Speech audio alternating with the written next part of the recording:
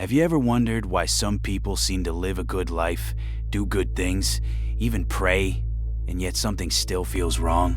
And have you ever wondered why some of the worst people in history still walked around free, powerful, even respected by millions? This question has bothered thinkers, prophets, and ordinary people for thousands of years. Today we are going to talk about something serious. Who does God reject? Not who do people reject. Not who does society cancel. Who does God, the one who sees everything, actually turn away? Let's start with something simple. Every religion that believes in one God agrees on one thing. God is not unfair. He does not reject someone because of their race, their nationality, their skin color, or which family they were born into. If a God rejected people for things they never chose, that would not be justice. That would be cruelty. So right away, we can remove one wrong idea. God does not reject people based on birth. He rejects people based on choice. Now let's look at the first pattern we see across almost every religious tradition. Pride. Not confidence, not self-respect, but the kind of pride that refuses to bow to truth, even when it is standing right in front of you. Think about the story of Iblis in the Quran. God commanded him to bow to Adam, and he refused. Not because he did not understand the command, but because he thought he was better. He said, "I am better than him. You created me from fire, and him from clay." That is not ignorance. That is arrogance dressed up as logic. This is the first group. People who see the truth clearly, understand it, and still refuse to submit simply because their ego cannot handle it. You see this pattern in real life too. Not in some ancient story, but in normal people around us.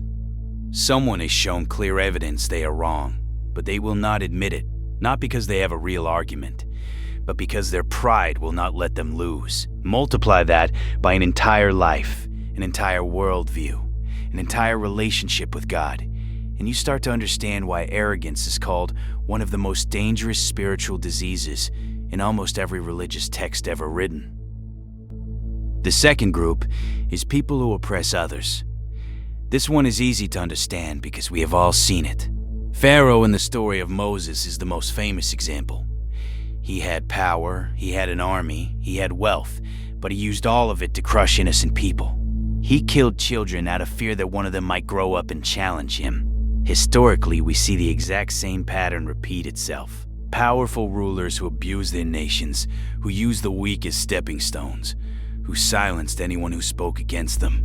Nearly every religious tradition, whether it is the Torah, the Bible, or the Quran, describes tyrants like this as people who are eventually and directly opposed by God himself. Not just disliked, opposed. Because a God who claims to care about justice cannot possibly be neutral about people who destroy justice for their own comfort. The third group is a bit more uncomfortable to talk about, because it is closer to home. Hypocrisy. Not the version where someone simply makes mistakes, because everyone makes mistakes. This is about people who pretend one thing on the outside while doing the complete opposite privately, on purpose, repeatedly, and without any real intention of changing. Almost every scripture warns about this more strongly than it warns about open sinners. Why? Because open sinners at least admit what they are doing. Hypocrites use religion itself as a mask. They use God's name to gain trust, then they use that trust to deceive, manipulate, or harm people. If you think about it logically, this makes sense.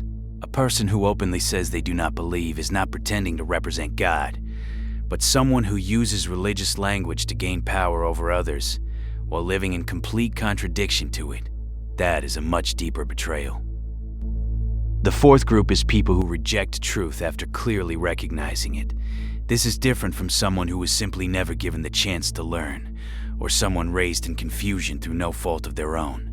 Many scholars across different faiths agree that ignorance due to circumstance is treated differently than deliberate denial. The problem is not doubt. Doubt is natural. Doubt is human. Even the most devoted people throughout history experience doubt. The problem described in religious texts is willful denial, where someone sees strong evidence, sees the pattern, sees the signs, and consciously decides to turn away simply because accepting the truth would cost them something: comfort, status, relationships, or habits they are not willing to give up. The fifth group involves people who spread corruption for personal gain at the cost of others. This includes cheating in business, lying for profit, exploiting vulnerable people, destroying the environment for money, or breaking trust that people placed in them. If you look at almost any major religious text, this theme shows up constantly. Not because religion hates wealth or success, but because it draws a hard line at success built on someone else's suffering. The sixth group is people who show cruelty toward those who cannot defend themselves: children, the elderly, the poor, the sick, animals even. This one crosses cultural and religious boundaries completely. You do not need religious knowledge to feel disturbed watching someone abuse a person who has no power to fight back. That instinct you feel, that gut reaction of anger and sadness, is not random.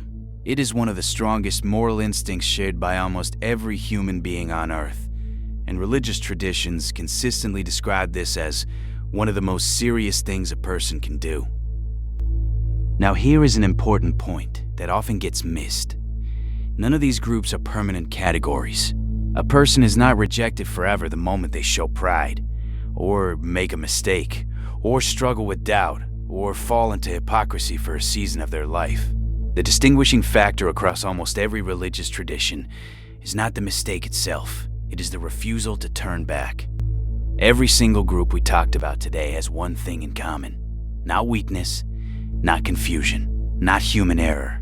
The common thread is refusal. Refusing to bow, refusing to be just, refusing to be honest, refusing to soften a hardened heart even when given chance after chance.